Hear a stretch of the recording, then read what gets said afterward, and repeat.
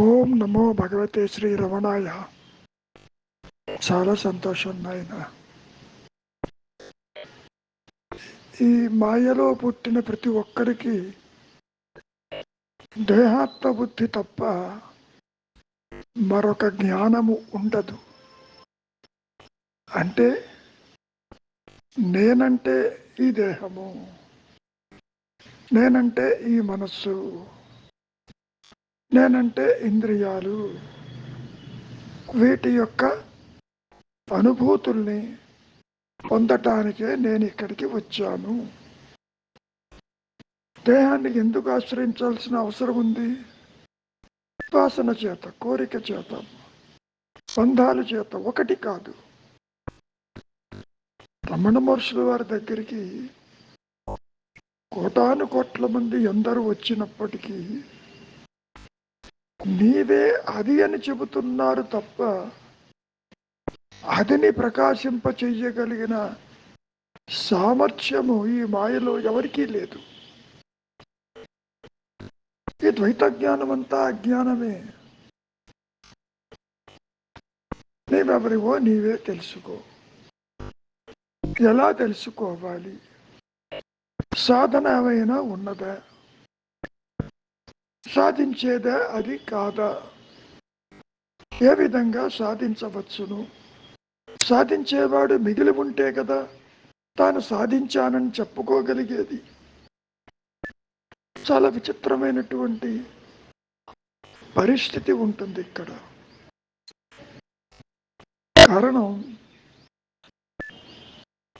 ఆత్మ అంటే ఏమిటో తెలియదు, శాంతి అంటే ఏమిటో తెలియదు. ఉన్నది ఏకైక శుద్ధ చిత్ స్వరూపం అంటే తెలియదు. ఇక్కడ తెలియదు అంటే నీ దృష్టి దాని మీదకి పోయినా కూడా తెలియదు. కారణం, ఈ మాయా నేను ఇటు జడము కాదు, అటు పూర్ణ జ్ఞానము కాదు. ఇది ఒక అభాస కాంతి, సాపేక్ష జ్ఞానము, లోయర్ సెల్ఫ్. ఒక మాయా నేను దీనికి తన ఉనికిని తానే తెలుసుకోలేదు. ఆత్మను ఎలా తెలుసుకుంటుంది? అయినప్పటికీ మహర్షులు వారు నీవే అది, నీవే అది, ఉన్నదే అది అని చెప్పి శంకరులు చెప్పినా, మహర్షులు చెప్పినా, ఇంకెవరు చెప్పినప్పటికీ ఈ దేహత్వ బుద్ధిని అట్టి పెట్టుకుంటూ సత్యాన్ని దర్శించటం అనేది కుదరదు, కుదరదు, కుదరదు. ముఖ్యంగా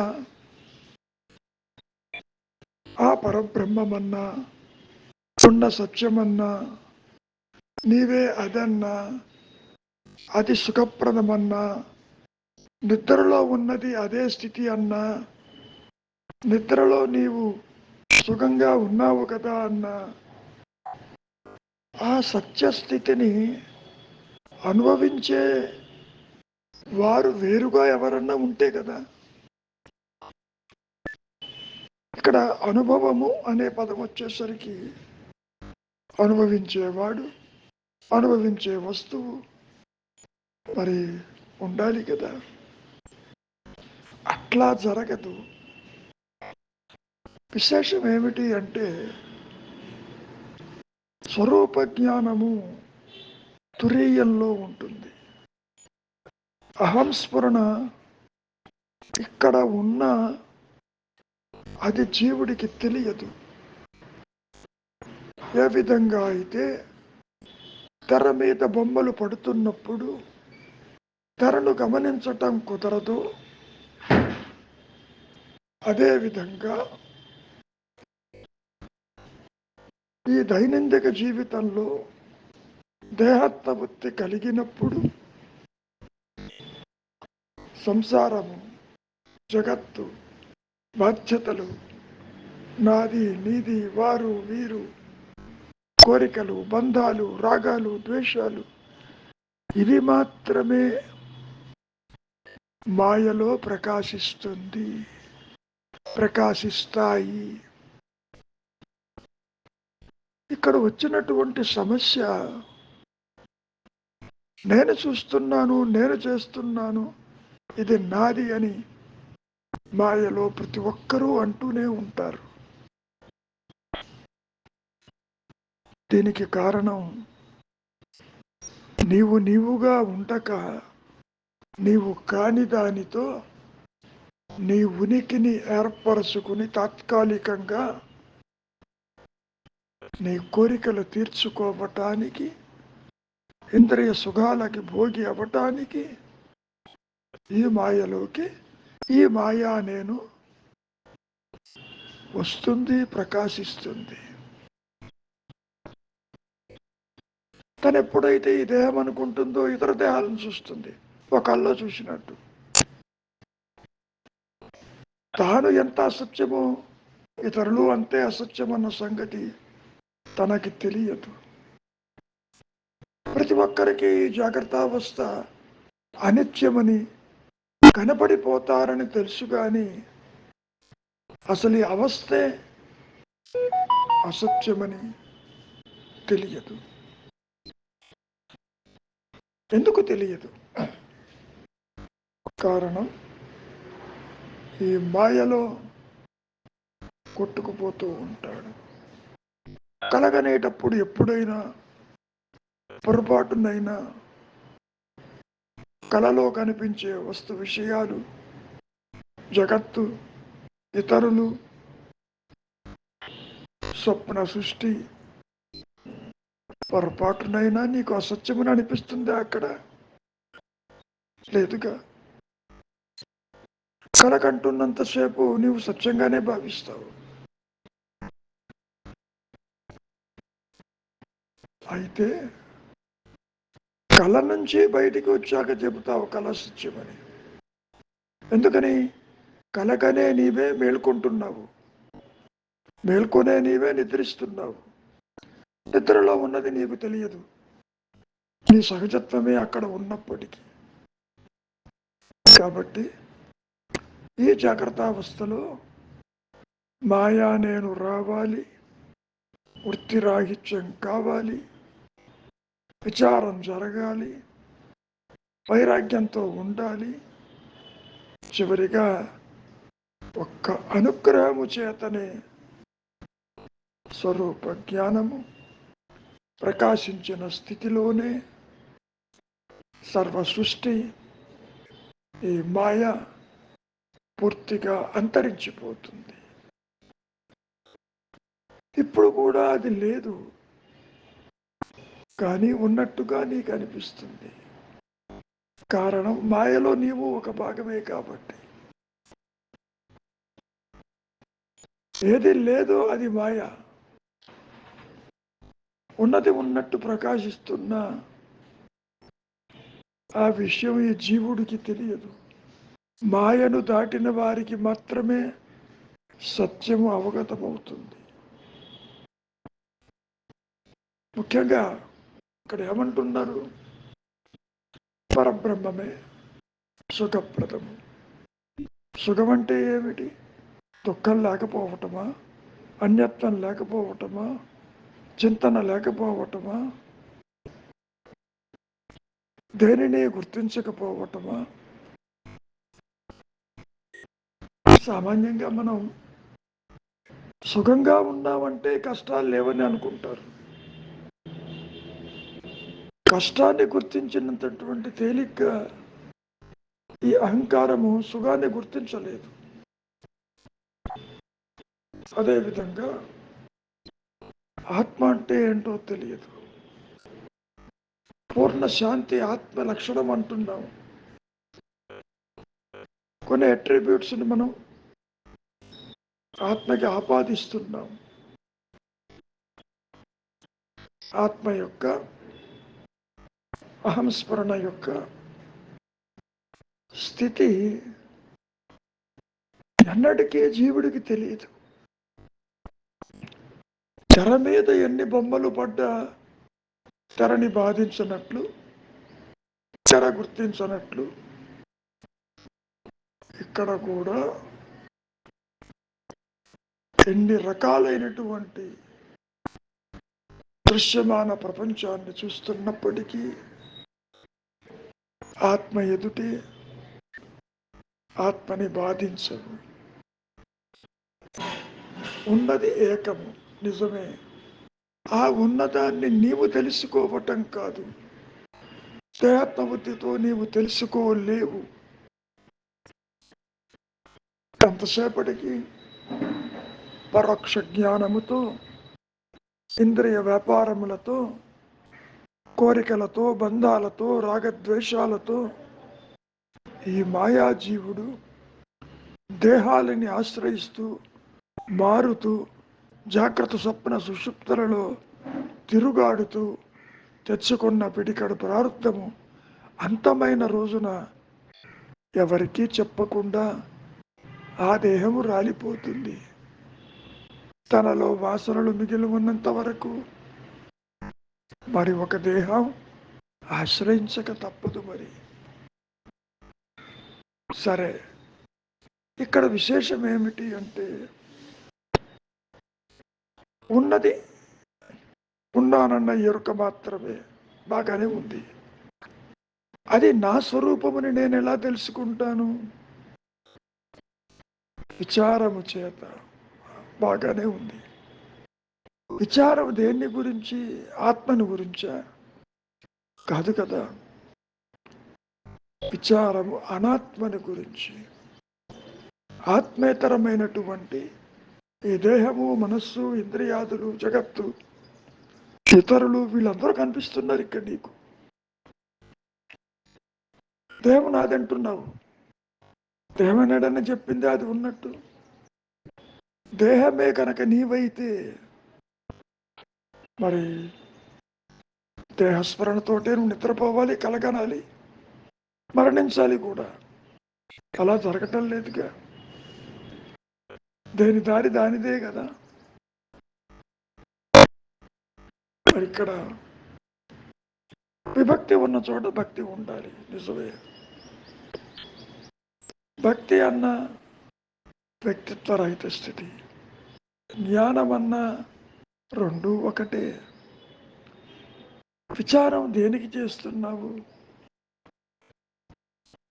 ఆత్మ ప్రకాశానికి కాదు. నీవు అనుకున్న ఈ దేహము నీవు కాదని తేలిపోవాలి. దేహము లేకనే నీవు ఉన్నావా లేదా? ఉన్నావు. నిద్రాస్థితిలో ఉన్నావు కదా. మరి దేహస్మరణ లేకపోయినా అటువంటి నిద్రాస్థితిని జాగ్రత్తావస్థలో విచారము ద్వారా, వివేకము ద్వారా, అంతర్ముఖం ద్వారా నీవు ఇక్కడ నిశ్చలంగా ఉండు, వృత్తిరాహిత్యమై ఉండు.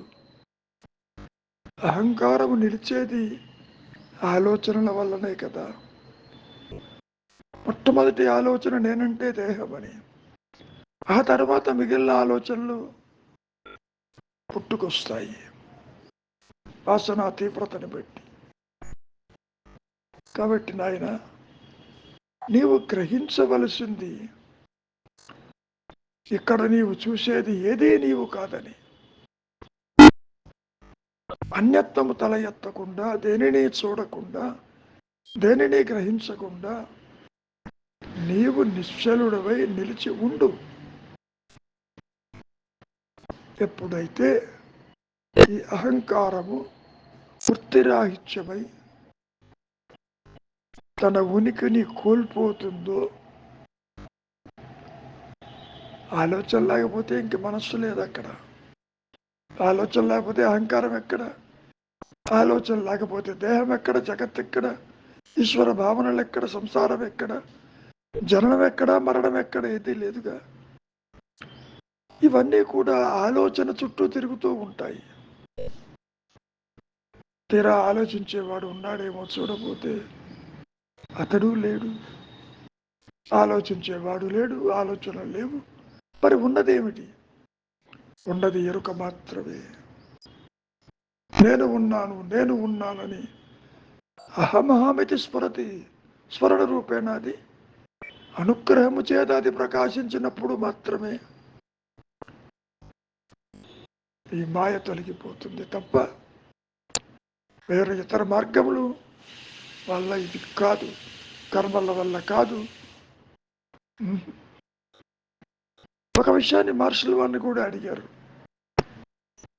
మరి అయితే అంతా అనుగ్రహం చేతనే జరుగుతుంది కదా, మరి భక్తి కర్మ జ్ఞానాదుల వల్ల ఉపయోగం లేదా? ఎందుకు లేదు? నిశ్చలత్వానికి. నిశ్చలత్వం వరకు రాగలిగితే అదే గొప్ప విషయం. కనీసం ప్రాపంచిక విషయ వాసనలకు దూరంగా ఉంటాం. నిశ్చలతత్వే జీవన్ముక్తి అన్నారు ఆదిశంకరుడు. నిశ్చలమైన మనస్సులో, గుణరహితమైన మనస్సులో శుద్ధమై శుద్ధ సత్వమై నేను ఉన్నానన్న ఎరుక ఒక్క అనుగ్రహము చేతనే అది ప్రకాశిస్తుంది. నీ చర్యల వల్ల కాదు. నిన్ను నడిపించేది ఆ అనుగ్రహమే, నిన్ను సరిచేసేది ఆ అనుగ్రహమే. అనుగ్రహమే గురువు, అనుగ్రహమే ఆత్మ, అనుగ్రహమే పరబ్రహ్మము, అనుగ్రహమే ఉన్న సత్యమని నీవే గ్రహిస్తావు. కనుక మౌనమే శరణ్యం.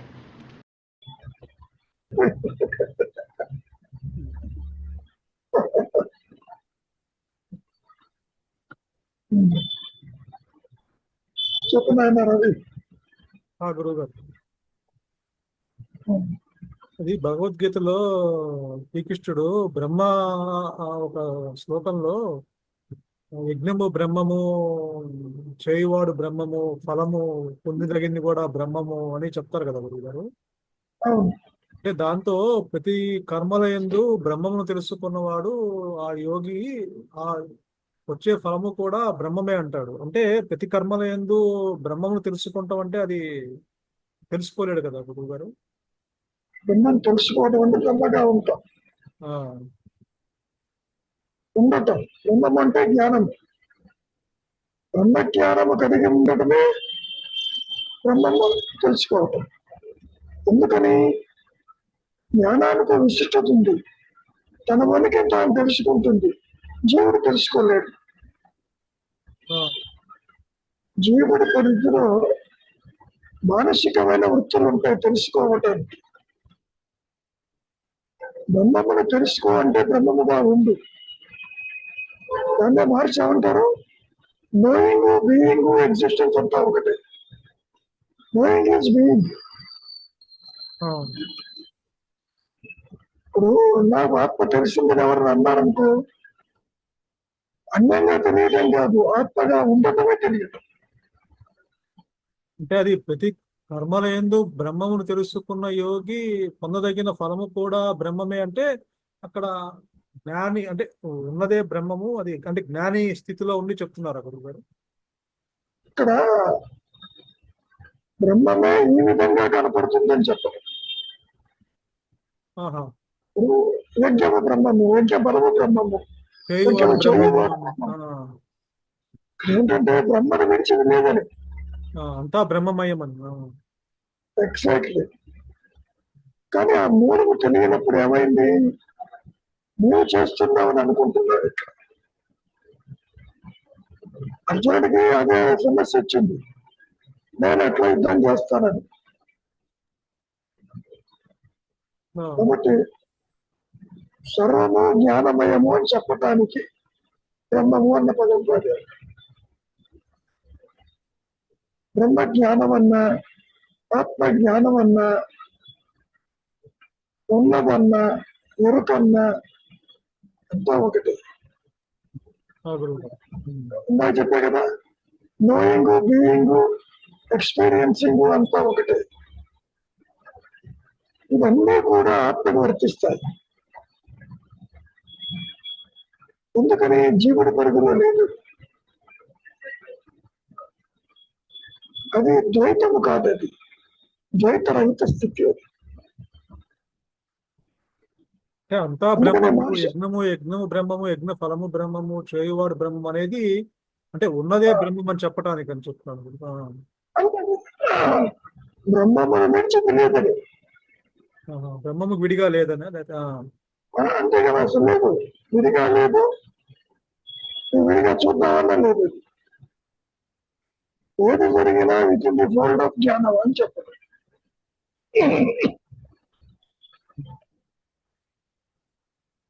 ఇప్పుడు కూడా రవి అనే ఇండివిజువల్ ఆత్మను విడిచిలేడు. గురువు గారు. నువ్వు విడిగా ఉన్నావని అనుకుంటున్నావు. నీ అనుకునేవాడు చూడబోతే వాడు లేడు, ఉన్నదే బ్రహ్మం. అట్లా ఉన్నదే బ్రహ్మం అని ఈ రవిగా తెలియదు, కాదు రవిగా తెలియదు, ఈ అహంకారంతో తెలియదు. ఎందుకని దాని మీద ఆధారపడి ప్రకాశిస్తుంది. అంతకంటే అవాస కాంతిలో ఉంది కాబట్టి దీనికి తెలియదు. అదే మహర్షి కూడా చెప్పింది, speed cannot know his base. ఇప్పుడు తెలుసుకునే వాడికి మూలం తెలియదు. అంటే అక్కడ ఎందుకు కర్త చేయువాడు బ్రహ్మము, యజ్ఞము ఫలము బ్రహ్మము, ఇదంతా మొత్తం కలిపి బ్రహ్మము అని చెప్తున్నారంటే, అంటే అక్కడ బ్రహ్మము ఉన్నదే బ్రహ్మం అని చెప్పటమా, లేకపోతే ఆ స్థితిలో మొత్తం బ్రహ్మంగా కనిపిస్తుందనే? కాదు నాయన, కనపడదు.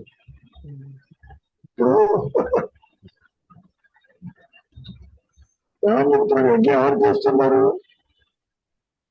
చేసేది జ్ఞానము, బ్రహ్మము. ఏ పరికరాలతో చేస్తుంది? పరికరానికి గుర్తింపు లేదు, అది కూడా బ్రహ్మము. అట్లంటే జ్ఞానాన్ని విడిచే సృష్టి లేదని చెప్పడం. అవన్నీ బ్రహ్మము ద్వారా చైతన్యవంతమైనవి కాబట్టి, ఆ జడ పదార్థాలన్నీ బ్రహ్మము ద్వారా చైతన్యవంతమైనవి కాబట్టి అది బ్రహ్మానికి చెందింది అని. చెందింది అంటే అక్కడ మళ్ళీ బ్రహ్మంలో ఏం లేదు. మళ్ళీ బ్రహ్మలో ఇవన్నీ ఉండవు కదా. ఇప్పుడు ఆభరణం బంగారమే అన్నట్టు, బంగారం ఆభరణం చూపతే లేదు అక్కడ.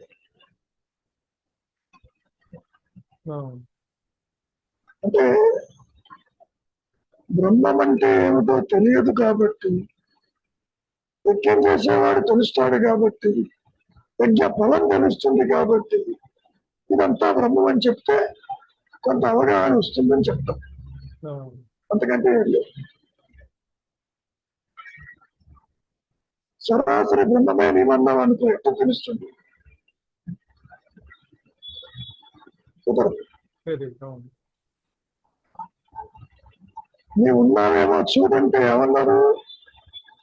నువ్వు తల్లకొందగా పడిపోతావు, నీ ఆత్మే ఉంటుంది అని. ఆత్మే జీవుడని, ఆత్మే జగత్తని, ఆత్మే దైవం. ఇట్లా ఆత్మ అంటే జ్ఞానం. అంటే మట్టి బ్రహ్మము, కుండ బ్రహ్మము, కానీ మట్టి కుండ కాలేదు, కుండ మట్టికి చెందినది. అంటే మట్టి ద్వారా వచ్చి ఉంది కాబట్టి కుండ వచ్చిందని. మీకు అర్థం అవడానికి మట్టి కుండ చెప్పాడు, బంగారం ఆభరణం. ఆ విధంగా ఉండదు. సత్యానికి వచ్చేసరికి ఏకం నా ద్వితీయం ఉండదు లేదు అక్కడ. ఏకం ఏమిటి? జ్ఞానమే ఏకం. రెండవది పుస్తకమే లేదు ఇక్కడ. ఇక్కడ నీకు రెండు కనపడుతున్నాయి. ఒక సబ్జెక్ట్ ఆబ్జెక్ట్ కనపడుతుంది.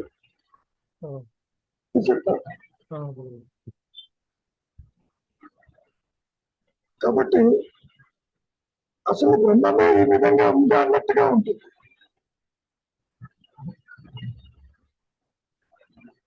తాడే పావులాగా ఉందా అన్నట్టుగా అనిపిస్తుంది. నువ్వు ఇందాక పావు భయం కలిగింది కదా, పావు భయం కలిగినప్పుడు అది తాడే.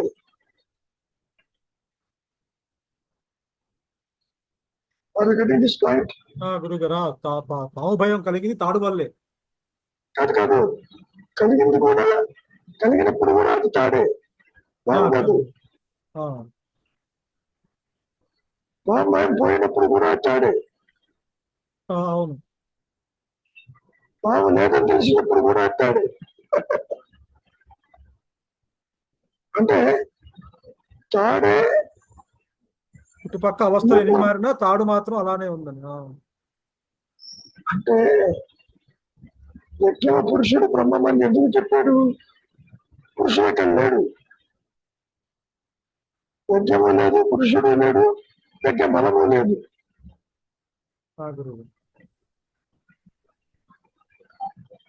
ఇక్కడ ఎట్లా తీసుకోవాలంటే, ద్వైతంలో బోధిస్తున్నారు కాబట్టి యజ్ఞము చేసేవాడు బ్రహ్మము, అందుకని తానెవరు చూడకపోతే బ్రహ్మ ఉంది. యజ్ఞము అది బ్రహ్మము, యజ్ఞ ఫలము అది బ్రహ్మము. ఇట్లా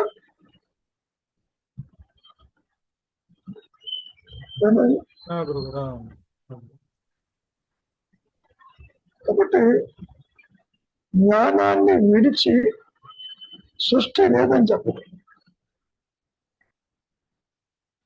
నువ్వు సృష్టిని విడిగా చూడబోతే లేదా ఇక్కడ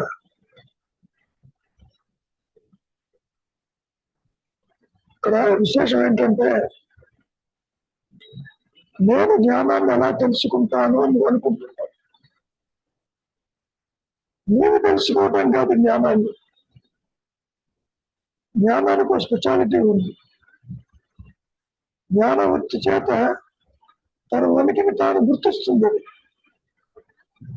నువ్వు గుర్తించలేవు. ఇక్కడ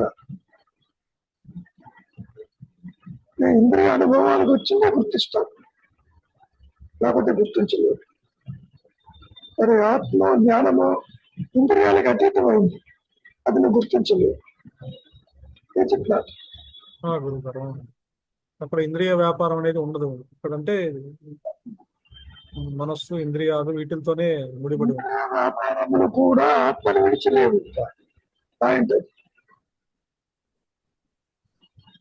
అదేవిధంగా జాగ్రత్త స్వప్న సుషుప్తులు కూడా ఆత్మను విడిచలేవు. ఆత్మ అనే తెర మీద ఇది జాలువారిపోతున్నాయని చెప్పుకొచ్చారు. What ever happens is with in the fold of ఆత్మ అని చెప్పండి. పుట్టుక కావచ్చు, మరణం కావచ్చు, జరగడం కావచ్చు, కనపడటం కావచ్చు, అదృశ్యం కావచ్చు, ఇవన్నీ ఆత్మని విడిచిలేవు. ఇదంతా కూడా ఆత్మను సర్వం కలిగిదం బ్రహ్మ, అంతా బ్రహ్మదేవు అని చెప్పడం. కానీ బ్రహ్మస్థితిలో, ఆత్మస్థితిలో ఇవి లేవు. అంటే ఈ అవస్థలు ఇవన్నీ ఆత్మస్థితిలో లేవంటారు కదా గురువు గారు. లేవు అంటే చూచేవాడు లేడు అక్కడ. చూచేవాడు ఆత్మ కూర్చోడు, బ్రహ్మమై కూర్చున్నాడు. నేను చూస్తున్నాను ఇక్కడ అన్నావు అనుకో, చూచే నేను చూడకపోతే బ్రహ్మమై తండ్రి చూస్తున్నాడు. అందుకని వాడి న్యాయం కనపట్టాలే. మనం అక్కడి దాకా పోవడం దేనికి? నువ్వు నిద్రపోతున్నావు. చూచేవాడి నిద్రలో ఉన్నాడు, కానీ వాడు స్వరూపం తెలియటంలే. ఇక్కడ ఉన్న దేహము, సంసారము నిద్రావస్థలో లేదు. కాబట్టి బ్రహ్మముని నీవు తెలుసుకోవటం కాదు, బ్రహ్మజ్ఞానం అంటూ ద్వైతం ఉంటుంది. నాకు చెప్పాక తెలుసుకోవడం అంటే నోయింగ్ అంటే బీయింగ్, బీయింగ్ అంటే ఎగ్జిస్టెన్స్, అర్థం. బ్రహ్మము అంటే కాన్షియస్నెస్. కాన్షియస్నెస్ లో కాన్షియస్ ఆఫ్ బాడీ, జగత్, బర్త్ అండ్ డెత్ ఉండదు. అది పాయింట్. సో ఇప్పుడు నువ్వు కాన్షియస్ ఆఫ్ బాడీ ఉందిగా, this is nothing but with in the consciousness అని చెప్పటం. కాన్షియస్ బేస్ మీద ఇవన్నీ conscious of body other world things ఇవన్నీ డ్యూయాలిటీ ఇవన్నీ కాన్షియస్ బేస్ మీద ఈ మాయ అనేది ఆత్మని విడిచలేదు. ద్వైతమంతా అజ్ఞానమేగా, ఈ అజ్ఞానం కూడా ఆత్మను విడిచలేదు. జ్ఞాన అజ్ఞానములు రెండూ కూడా ఆత్మను విడిచలేవు.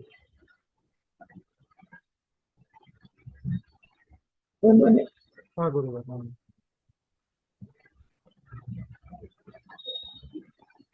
ఇంకేమన్నా ఉందా శ్రీనివాసరావు గారు?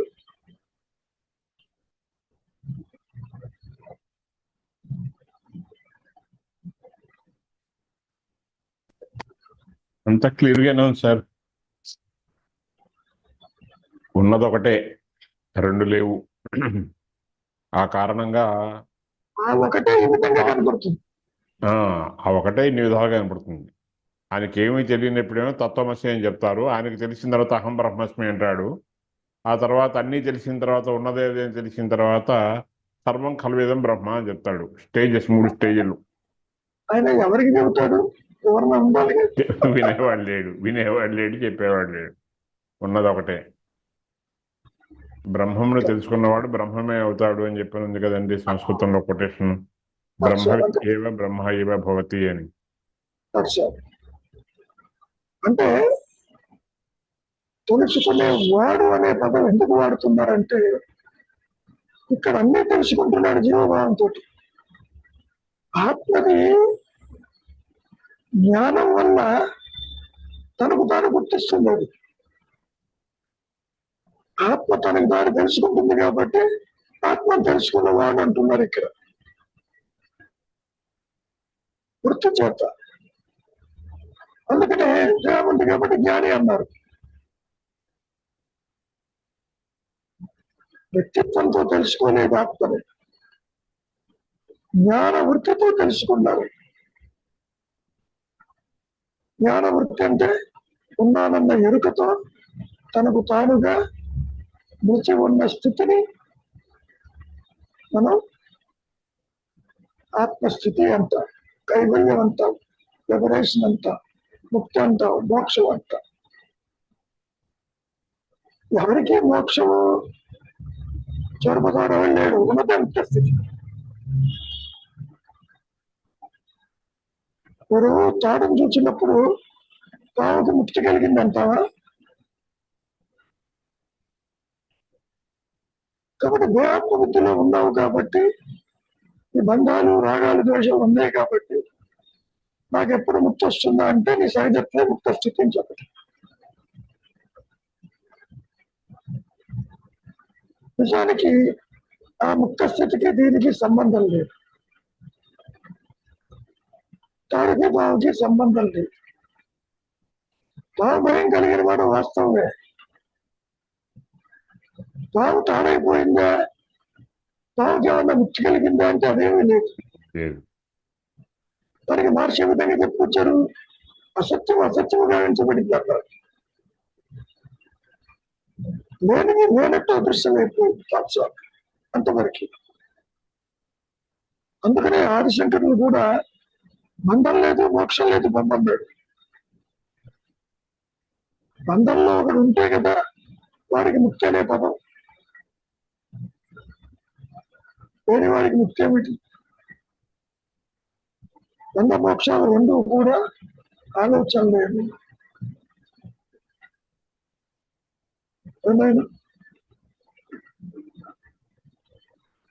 కాబట్టి మాయలో మనం ఎంత చెప్పుకున్నా ఆత్మస్థితి అని ముక్త స్థితి అని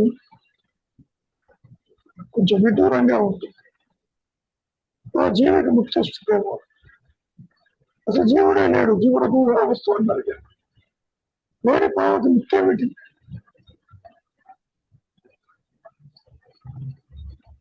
అందుకని దీన్ని సత్యస్థితి అన్నారు. చెప్పుకునే వాళ్ళు లిబరేషన్ అంటున్నారు. లిబరేట్ అవటానికి ఒక గొప్ప ఉంటేగా. కాబట్టి ఇందాక చెప్పినట్టు being is knowing, knowing is existence. అంటే వ్యక్తిత్వంతో ఆత్మను తెలుసుకోవడం కుదరదు.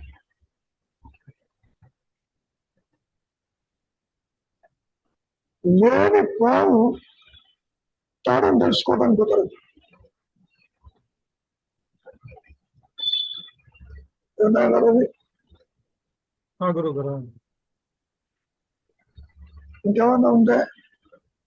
ఇంకేం లేదు, ప్రస్తుతానికి ఏం లేదు.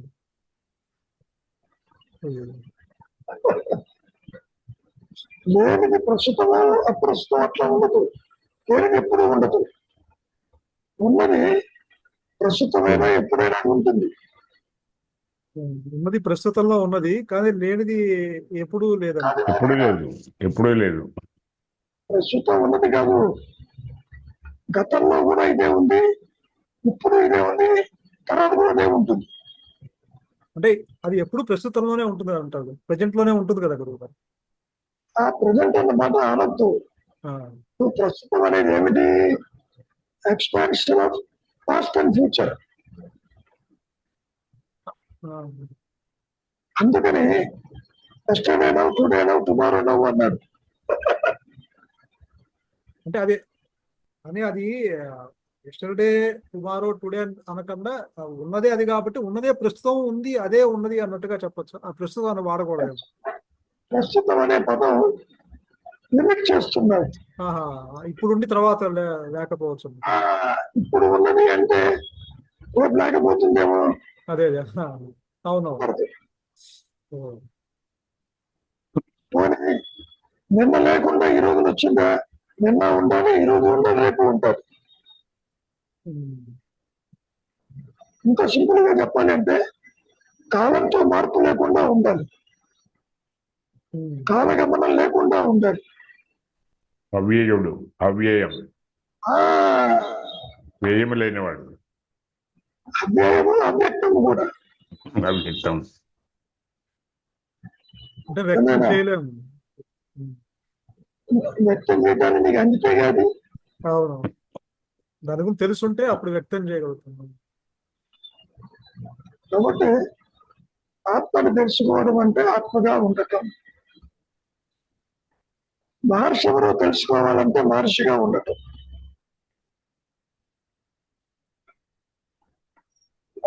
డిఫరెన్స్. గురువు గారు, మహర్షిగా ఉండటం అంటే అది ఆ ఆత్మగా ఉండటం. గురువు గారు, ఆత్మగా ఉండటం, జ్ఞానంగా ఉండటం, పరిమితమైన దేహభావన తలెత్తకపోవటం. ఇట్లా దేహం ఉంటుంది, భావన ఉండదు. దేహం ఉన్న సంగతి కూడా తెలియదు, భావన లేదు కాబట్టి.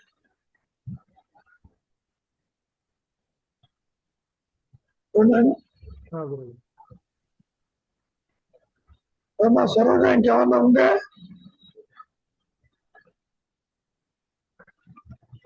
ఏం లేదు గురుగారు. అంటే ఇక్కడ భక్తి మార్గము చేత గాని తేలేదదే అన్నారు కదా, అంటే భక్తి అంటే అక్కడ ఆత్మ స్థితి అనే వస్తుందా? భక్తి అనే పదం మాయలో, ద్వైతంలో, అహంకారానికి చెప్పిన మాట. విభక్తి ఉంటే భక్తి, యోగం అంటే యోగమని ఆ విధంగా చెప్పిన మాట. నిజానికి భక్తి, జ్ఞానము, కర్మ అంతా ఒకటే. ఎందుకని? భక్తిలో ఉన్నవాడు ఎవరు ఉండాలిగా? వాళ్ళు లేడు, ఆత్మే ఉన్నది. ఆత్మ అంటేనే భక్తి, ఆత్మ అంటేనే జ్ఞానం. ఇట్లా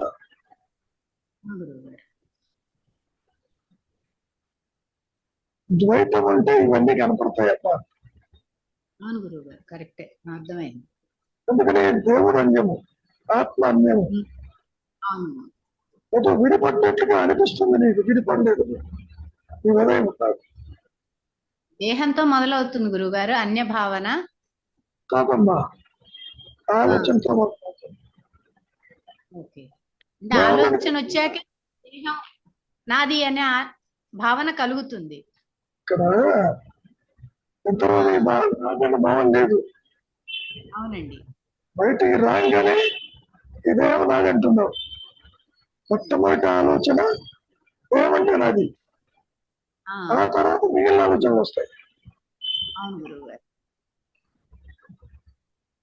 పోనీ నిజంగా నువ్వు దేంతో కలుస్తున్నావా? కలవు. నిజంగా కలిస్తే విడిపడటం చాలా కష్టం. గురువు గారు correct. దేహాన్ని అక్కడ మారేస్తున్నావు, నిద్రపోతున్నావు, పోతున్నావు లేదా? అవునండి. ఉండు ఆ దేహాన్ని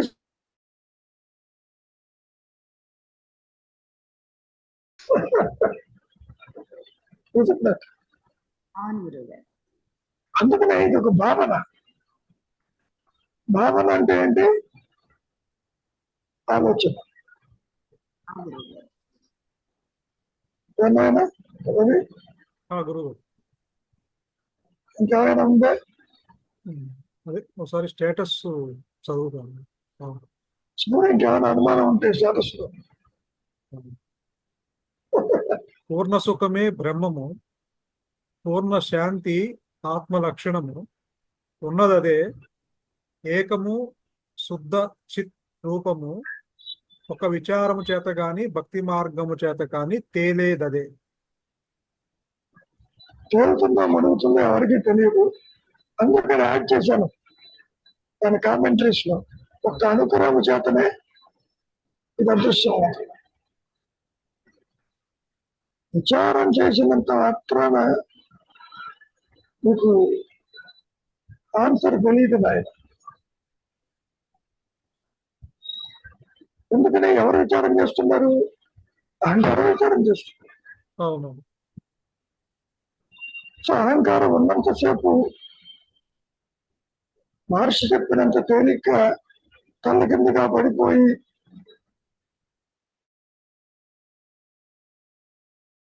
అక్కడ అనుగ్రహం అంటే ఆత్మ, అనుగ్రహం అంటే గురువు. సుజం ప్రకాశమైనది నీ దగ్గరే ఎందుకు ప్రకాశించాలది? కారణం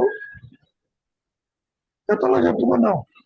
ఎవరినైతే it chooses there it will shine, అంతవరకు. అయితే మహర్షి చాలా మంది ఉన్నారు ఆశ్రమంలో, వాళ్ళ గత ఏమిటి? కుదరదు. అంటే అహంకారము ఉన్నప్పుడే చూజ్ చేసుకుంటుందా గురువు గారు? అంటే అహంకారం ఎట్లాగో వచ్చినప్పుడు అది వచ్చినప్పుడు ఇది నష్టం అంటే ఉన్నది ఒక్క నిమిషం. అవుతుంది. ఈ మాట చెప్పుకోవడం కూడా మాయలో చెప్పుకునే మాట. ఎవరినైతే చూజ్ చేస్తుందో వాళ్ళకి ప్రకాశిస్తుందని దత్తాత్రేయుల వారు కూడా చెప్పాల్సిన అదే చెప్పుకున్నాడు. చూసంగానే పదం ఎందుకు వచ్చింది? మాయలో చెప్పు, అందరికీ రావట్లేదుగా.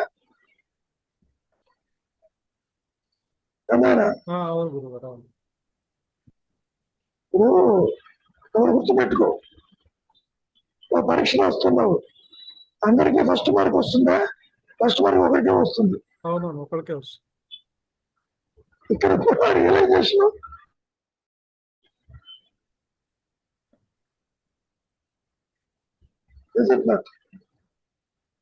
మహర్షి ఏమంటున్నారు? ఆత్మజ్ఞానం ఎక్కడ ప్రకాశిందో ఒకే రీతిలో అన్నాడు. ఆత్మని గురించి చెబుతున్నాడు, ఇండివిజువల్ చెప్పడంలో. వ్యక్తిగత ఆత్మ అలా కుదరదు. ఆనాడు కూడా స్పష్టం చేశారుగా, ఆత్మ ప్రకాశంలో ఈ మనస్సు లేదు, అహంకారం లేదు, దీనికి ఆ విషయం తెలియదు కాపాడు చెప్తారు. అంటే ఇక్కడ వ్యక్తిగత ఆత్మానుభవాలు అంటే ఆత్మ ఒకే రీతిగా ప్రకాశిస్తుంది అని అర్థం కదా, అంతే కదా? అంటే ఒక్కొక్క వ్యక్తికి ఒక్కొక్క రకంగా అట్లా ఉండదు. అలా ఉండదు కదా. మీకు బాగా అర్థం అవ్వాలంటే ఒక చిన్న ఉదాహరణ. నోరు తీసుకెళ్ళి నిప్పులో పెట్టావు, కాలేదు, అందరికి ఒకే రకంగా కాలుతుందా లేదా? అంతే గురువు గారు. Very simple. ఇక్కడ కూడా అంతే.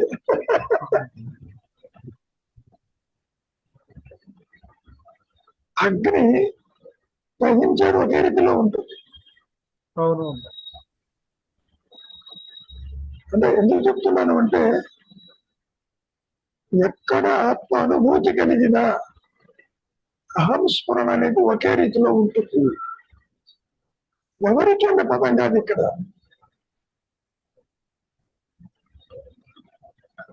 మనం ఎందరిలో చూస్తాం, అందరూ ఆత్మీయులే, సందేహం లేదు. ఉన్నానన్న ఎరుక is a constant factor wear ever it science అని అర్థం. ఆ ప్రకాశమానంలో జీవుడు ఉండదు, జగత్తు ఉండదు, సృష్టి ఉండదు. ఎందుకు చెబుతున్నారు? ఆత్మ ఎప్పుడు ఎక్కడ ప్రకాశించినా ఒకే రీతిలో ఉంటుందని. వ్యక్తులతో మాట్లాడటం లేదు, వ్యక్తిగత ఆత్మ అనుభవం చెప్పటం లేదు ఇక్కడ. అంటే అనుభవంలో తేడా ఉండొచ్చు, ప్రకాశంలో అది అంటే అది ప్రకాశించినప్పుడు ఎస్టాబ్లిష్ అయినప్పుడు గురువు గారు. ఆత్మ అనుభవం ఒకే రీతిలో ఉంటుంది ఎక్కడైనా.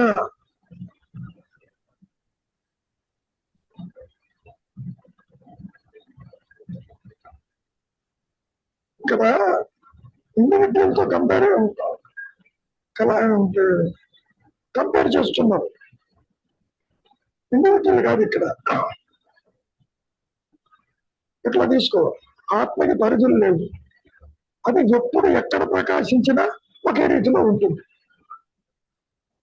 ఎక్కడ వ్యక్తులతోనా, ఇండివిజువల్తోనా, జీవరాశులతోనా అనేది కాదు ఇక్కడ పాయింట్. సృష్టి యావత్తు అదే ఉంది మాయలో.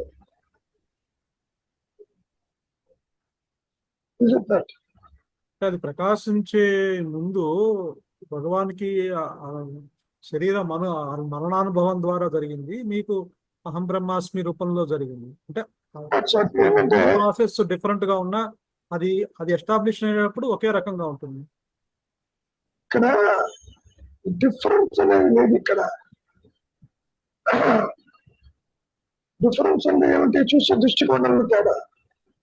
ఆయనకి మరణానుభవం జరిగింది కదా భగవానికి. మరణానుభవం చెప్పుకున్నాడు బయటకు వచ్చి. అందరికీ అలా జరగాలి లేదు కదా. మరణానుభవం చెప్పుకున్నాడు. ఆత్మ ప్రకాశంలో మరణిస్తుందని చూసేవాడు ఎవడు? అక్కడ బయటకు వచ్చి చెప్పాడు ఇలా మా అనుభవం జరిగిందని. అంతే. అంతేగాని ఆత్మ అనుభవం శంకరులకైనా, నీకైనా, ఎవరికైనా ఇది సేమ్.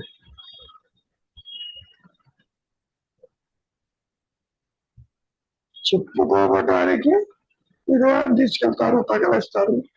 అయినా నేను బాగానే ఉన్నాను, ఫోర్స్ఫుల్ గా ఉన్నది, ఇవన్నీ బయటకు చెప్పుకున్న మాటలు. ఆత్మ ప్రకాశమందు చెప్పడానికి మనసు లేదు, వాక్కు లేదు, సృష్టి లేదు. అక్కడ ఏమని చెప్తాడు?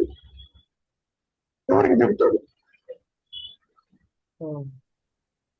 అయ్యో ఈ మనస్సు లేదే, ఇదేమైందే అనే ప్రశ్న కూడా తల ఎత్తదు స్వరూప జ్ఞానంలో.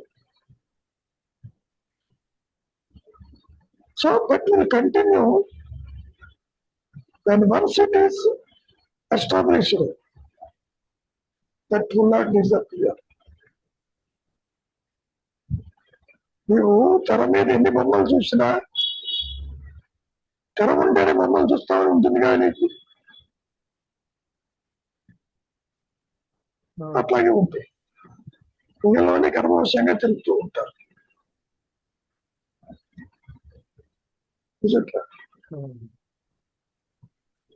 జనకజ మహారాజు రాజ్యాలే లేడు, ఆత్మగా ఉంటూ కర్మలే లాగలేదు.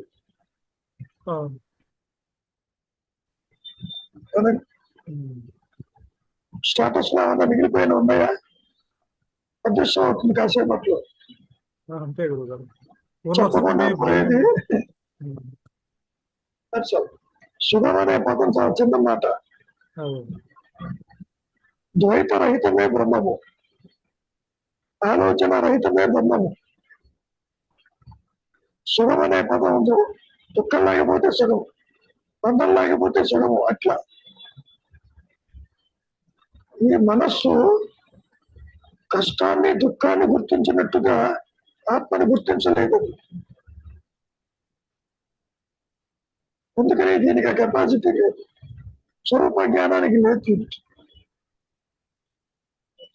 పరోక్ష జ్ఞానంతో అన్ని గుర్తిస్తుంది.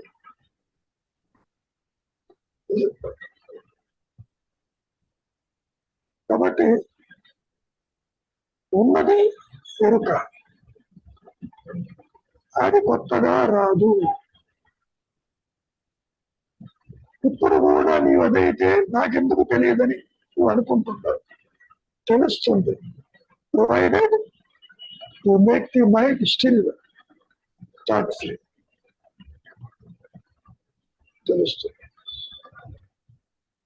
సో ఆ స్థితి తీసుకొచ్చేది కూడా ఆత్మ తీసుకొస్తుంది, ఆ బ్రహ్మమే తీసుకొస్తుంది, ఆ జ్ఞానమే తీసుకొస్తుంది. మేము ఆ పద్మజ ఆనంద లేదు గురువు గారు. ఎప్పుడు వస్తుంది అని అనొద్దు, ఆల్రెడీ వచ్చి ఉన్నది. గురువు గారు నీ దృష్టి భక్ష్యం నుంచి తొలగలేదు అంతవరకు. అవును గురువు. ఇప్పుడు రైలు ప్రయాణం చేస్తుంటావు, స్టేషన్ ఎప్పుడు వస్తుందా, స్టేషన్ ఎప్పుడు వస్తా, స్టేషన్ అక్కడే ఉంటుంది. అవును గురువు గారు. అవును. స్టేషన్ నీ దగ్గరికి రావటం కాదు. కాబట్టి ఆత్మజ్ఞానం వచ్చేది కాదు, ఆల్రెడీ దేర్.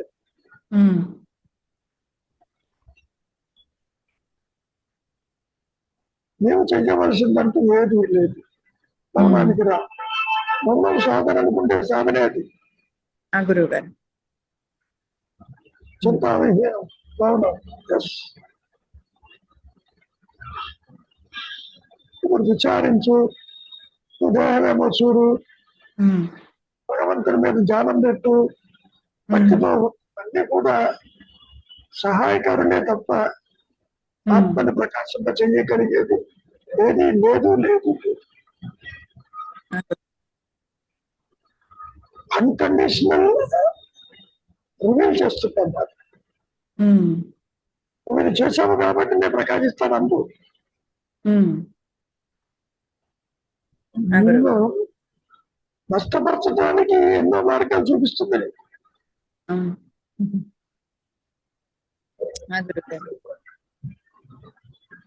దీపం పట్టుకొచ్చావు, ఆటోమేటిక్ గా చీకటి నష్టపరిచి కదా దీపం ఉండేది అక్కడ. అది విడిగా చెప్పదు, చీకటి తీసుకునే వస్తానని చెప్పదు. అది రావడం చీకటి పోవటం ఏంటి.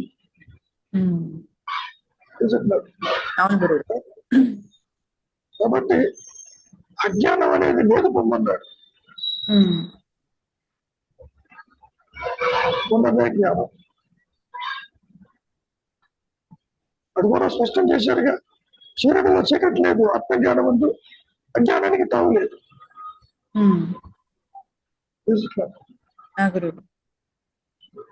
అత్యంత తేలికే కదా. తేలికే గురువు గారు, అది ఆచరణలో పెడితేనాక తేలికే గురువు గారు. ఆచరణలో ఎవరు పెట్టాలి నాకల్లా. ఆల్రెడీ చంకలో పిల్లవాడిని పెట్టుకుని ఊరంతా వెతుకొస్తానంటున్నా, వెతకక్కల్లా, చంకలోనే ఉన్నాడు. అవును గురువు గారు. అందుకనే శంకరులు కూడా కంఠాపనం గురించి మాట్లాడారు. రమణ మహర్షి అయితే దశముడి కథ మాట్లాడాడు. కాబట్టి కొత్తగా ఏది రాదమ్మా, అది గుర్తు పెట్టుకోవచ్చు చాలు.